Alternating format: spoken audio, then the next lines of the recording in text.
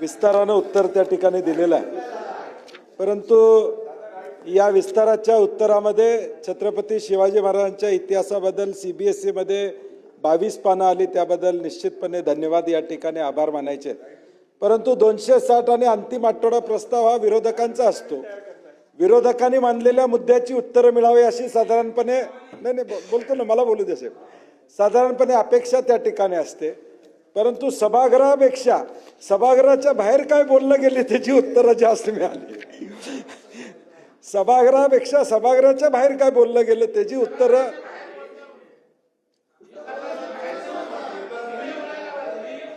आम्ही सभापती महोदय, आम्ही जे शांतता ठेवा जरा, आम्ही जे सभागृहात बोललो त्याची उत्तरं मिळणं अपेक्षित होतं। 31,000 कोटीचं पॅकेज, त्यातला 15,000 कोटीचा हिशोब सभागृह नेत्यांनी त्या ठिकाणी दिलेला आहे। अजून 15,000 पोचलेले नाहीत हे मान्य केलं। म्हणजे त्यामुळं हे किमान अजून 5-6 लाख लोकांच्या पर्यंत पोहोचलेलं नाही, ही वास्तवता यामध्ये निश्चितपणे सभापती महोदय या ठिकाणी दिसून येते। विदर्भातलं अधिवेशन आहे, आम्ही मुद्दा मांडला होता की हायकोर्टानं CCIची केंद्र सोयाबीन आणि कापसासाठी वाढवावी, त्या संदर्भात कुठलं उत्तर सभापती महोदय आलं नाही।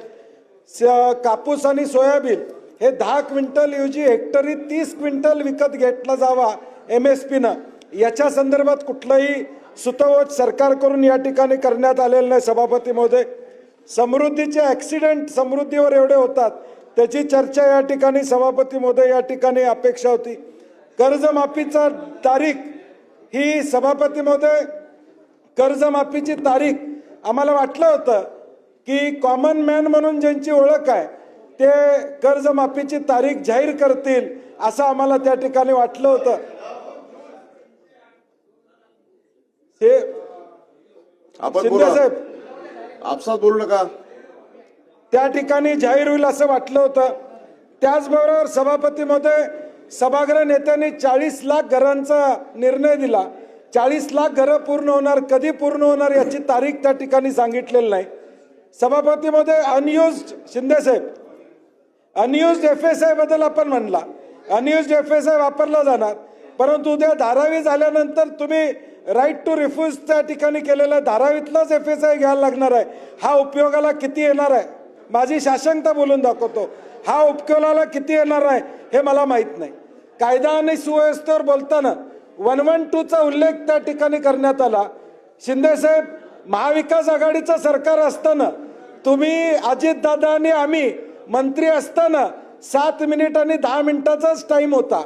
तुमच्या ठाण्यामध्ये 4 मिनिटात 112ला रिप्लाय याचा हे रेकॉर्डवर कुठंतरी आलं पाहिजे। तुम्ही आम्ही महाविकास आघाडीच्या सरकारमध्ये असताना मी सांगायला लागलेलं आहे की या सगळ्या गोष्टी आणि या 112 मध्ये उबर आणि ओला याच्या 50,000 पॅनिक तक्रारी आलेल्या आहेत। याचा अर्थ काय की उबर आणि ओलामध्ये बसणाऱ्याला या राज्यामध्ये सुरक्षित वाटत नाही। रॅपिडो चालवणाऱ्यांच्या 1000 पॅनिक बटनवर या ठिकाणी तक्रारी आलेल्या आहेत। याचा अर्थ राज्यामध्ये सुरक्षितता नाही, हे या 112च्या आकडेवारीवरून त्या ठिकाणी सभापती महोदय या ठिकाणी प्रामुख्याने दिसून येते। अनेक गोष्टीची उत्तरं आम्हाला अपेक्षित होती। जुन्या पेन्शन बद्दल त्या ठिकाणी कुठेही वक्तव्य केलेलं नाही। मोर्चे अनेक आले, त्याच्या संदर्भात या ठिकाणी कुठेही उत्तरामध्ये त्या ठिकाणी नाही आहे।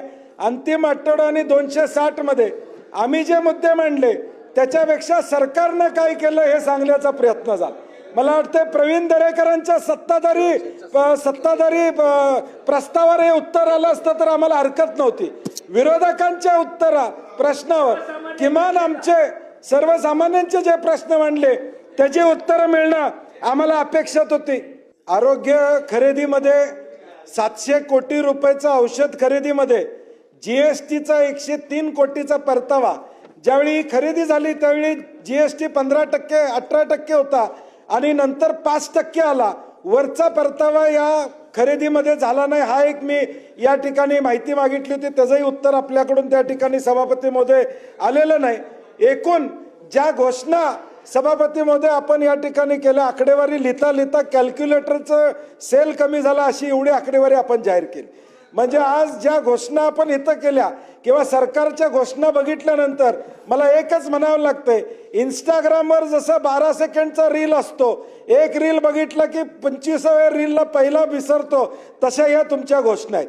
पहिल्या घोषणा विसरतात एवढ्या पुढच्या घोषणा आता झालेल्या आहेत, त्या अंमलात येतील का नाही याची निश्चितपणे शंका आहे. आणि म्हणून जी आम्हाला उत्तराची अपेक्षा होती त्या या ठिकाणी सभापती महोदय मिळालेली नाही, हे मला मुद्दामून या ठिकाणी नमूद करायचं.